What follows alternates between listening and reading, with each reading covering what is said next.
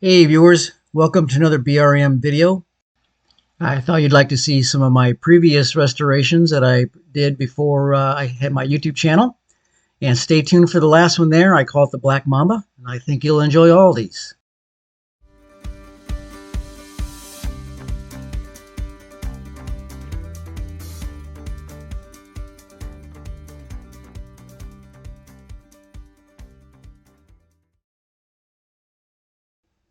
The first one here is from a company called Sun, S-U-N. And when I found this one, it was mainly just pretty dirty, but the frame was in really good shape. The paint came out really nice after getting it cleaned up and buffed out. Of course, I put some new handlebars on it, cleaned up the stem, and I also painted the wheels black, relaced them, and bought some new saddle, new handle grips. The fenders I went ahead and sanded down and painted those black as well, so everything kind of matched there, and turned out really nice. And this one sold pretty quickly. Pretty pleased with it.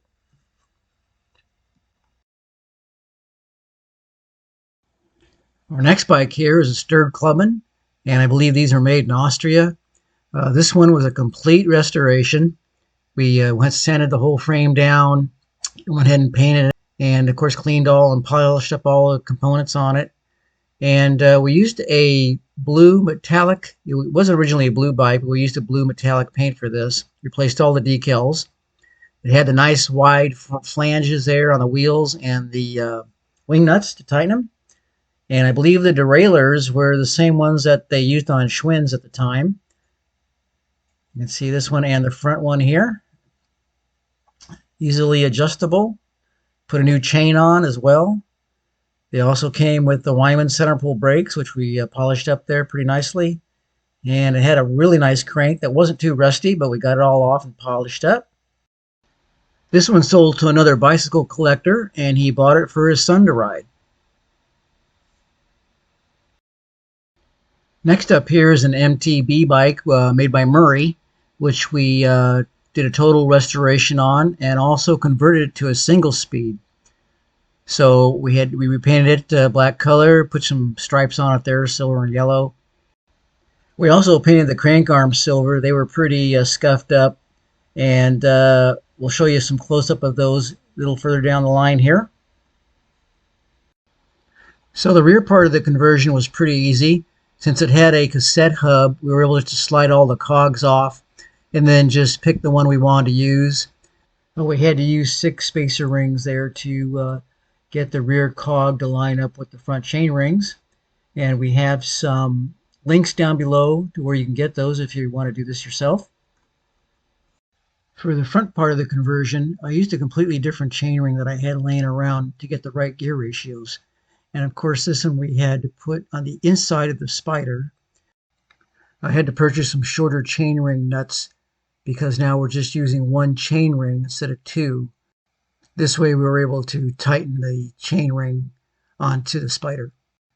I have a link to those shorter nuts below in case this is something you'd like to do. And here's a shot of one of the crank arms that we repainted.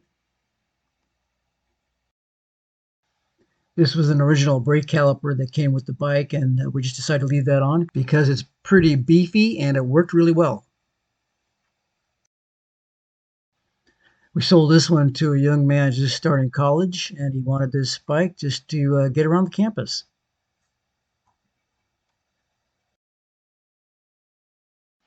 And finally, here's the one you've been waiting for, the one I like to call the Black Mamba.